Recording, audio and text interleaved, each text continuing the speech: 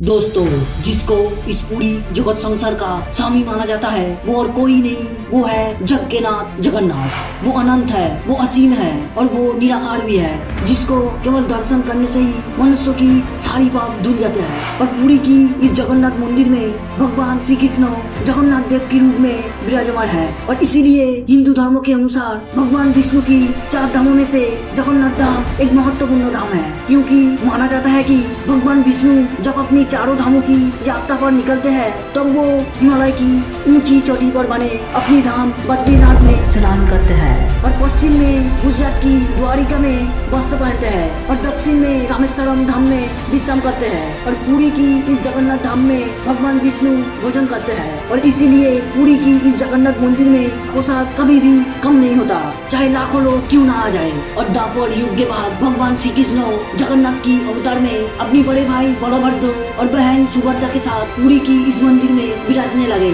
और दोस्तों, क्या आपने कभी सोचा है कि भगवान जगन्नाथ देव पुरी में इस रूप में ही क्यों विराजते हैं? क्यों इस मंदिर में भगवान की पूर्ण रूप नहीं है? क्या है इसके पीछे रहस्य? वेल दोस्तों, इसी रहस्य के ऊपर आज हम बात करेंगे इस वीडियो में, तो वीडियो को अंत तक जरूर देखें। दोस्तों, भगवत पुराण के अनुसार भगवान श्री कृष्ण एक दिन पीपल की पेड़ के नीचे विश्राम कर रहे थे। तभी जोड़ा नाम के एक शिकारी ने भगवान श्री कृष्ण को हिरण समझ के दूर से ही उनके ऊपर तीर चला दिया और वो तीर भगवान श्री कृष्ण की पैरों में आके लगी। और इसके बाद जोड़ा जब सामने आई, भगवान श्री कृष्ण को ऐसे हालत में देखकर जोड़ा बहुत ही दुखी हो गई और भगवान श्री कृष्ण से माफी मांगने लगी। जिसे देखकर भगवान श्री कृष्ण ने कहा कि जरा तू डर मत, तूने मेरी मन का काम ही किया है, अब तू मेरी आज्ञा से सब लोग प्राप्त करेगा। और दोस्तों, आप लोगों की जानकारी के लिए बता दूं कि भगवान श्री कृष्ण को देवी गांधारी द्वारा श्राप प्राप्त हुई थी ऐसी मौत मरने के लिए। और देवी गांधारी की मान रखते हुए भगवान श्री कृष्ण ने अपनी देह त्याग किया। और श्री कृष्ण के देह त्याग के बाद जोड़ा की विश्ववासु नाम के एक सबर आदिवासी के रूप में पुनर्जन्म होता है। और वो पुरी के आसपास के जंगलों में एक जमे हुए नीले पत्थर को भगवान श्री कृष्ण की दिल समझकर नीलमाधव के रूप में पूजने लगे।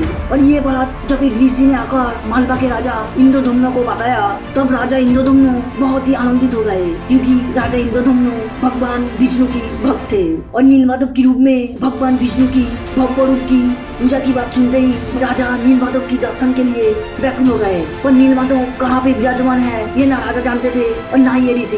इसीलिए इंद्रधम्न ने अपने सेनापति विद्यापति से कहा कि वो उड़ीसा जाए और नीलमाधव की खोज करे। और राजा की आदेशानुसार सेनापति विद्यापति उड़ीसा की ओर निकल पड़े। और लंबी समय के बाद विद्यापति जब उड़ीसा में पहुँचे तब उन्हें पता चला कि सबर की मुखिया विश्ववासु एक गुप्त गुफा के अंदर नीलमाधव की पूजा करते हैं। पर वो गुप्त गुफा कहाँ पे है वो कोई नहीं जानता था। और ये बात सुनते ही विद्यापति कपिले के सरदार विश्ववासु से मिले और उनसे विनती करने लगे नीलमाधव की एक झलक देखने के लिए। लेकिन विश्ववासु ने विद्यापति को कहा कि उनके अलावा नीलमाधव को कोई नहीं देख सकता।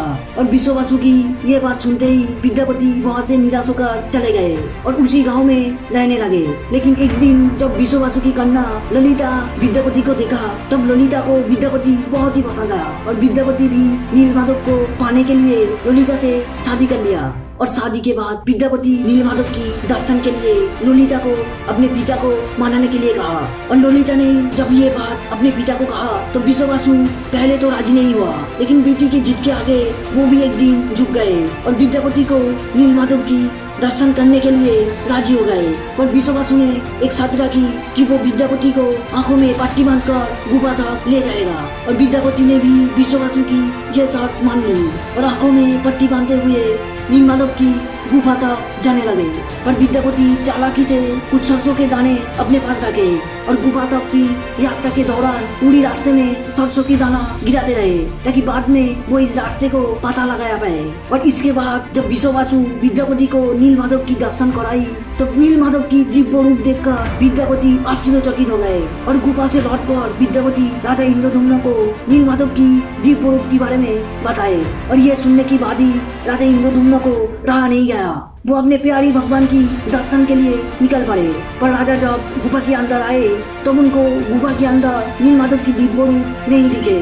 मानो ऐसा लग रहा था कि नीलमाधव यहाँ से अंतर्धान हो चुके थे, जिसे देखकर राजा इंद्रदुम्न बहुत ही दुखी हुए और निराश होकर महल में लौट आए। लेकिन उसी रात राजा इंद्रदुम्न की सपनों में विष्णु जी आए और उनसे कहा कि वो पुरी जाए और समुद्र में बहते हुए एक दारू काष्ठ को पानी से निकाले। और विष्णु जी की आदेशानुसार राजा ने भी पुरी की तट पर चले आए और जैसे ही उन्हें समुद्र में बहते हुए ये दारू काष्ठ दिखे, वो अपने सैनिकों को इस दारू की काष्ठों को उठाने के लिए कहने लगे।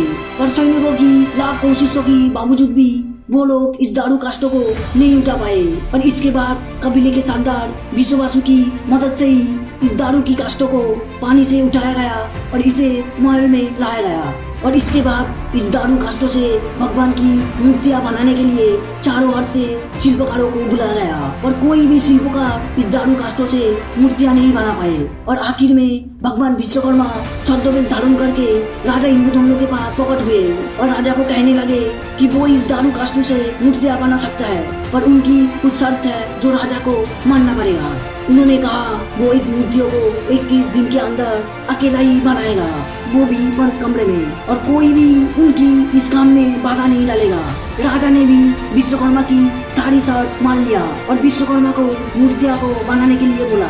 पर इसके बाद जो हुआ उसे देखकर सब लोग हैरान हो गए, क्योंकि बंद कमरे की अंदर से केवल छेनी, हथौड़ी और लकड़ी की काटने की आवाज सुनाई देती थी, पर अंदर क्या हो रहा था ये कोई भी नहीं जानता था। पर कुछ दिनों की बाद अंदर से छेनी और हथौड़ी की आवाज आना बंद हो गई, जिसे देखकर लोगों ने सोचा कि शायद भूख के मारे बूढ़ा बड़ा ही मर चुका है। और इसलिए राजा इंद्रदुम्न की पत्नी रानी गुंडीचा राजा को इस बंद कमरे को खोलने के लिए जिद की।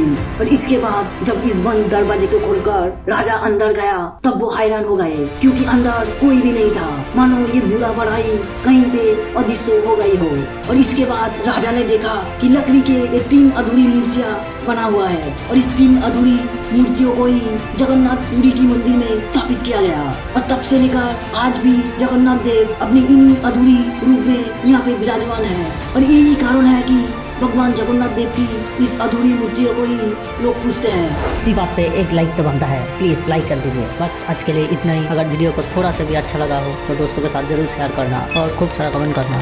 और हाँ, इस सब्सक्राइब वाला बटन को अनलॉक जरूर करना, क्योंकि बिल्कुल फ्री है। और एक बात, जाते जाते मंदिर की घंटी जरूर बजाना।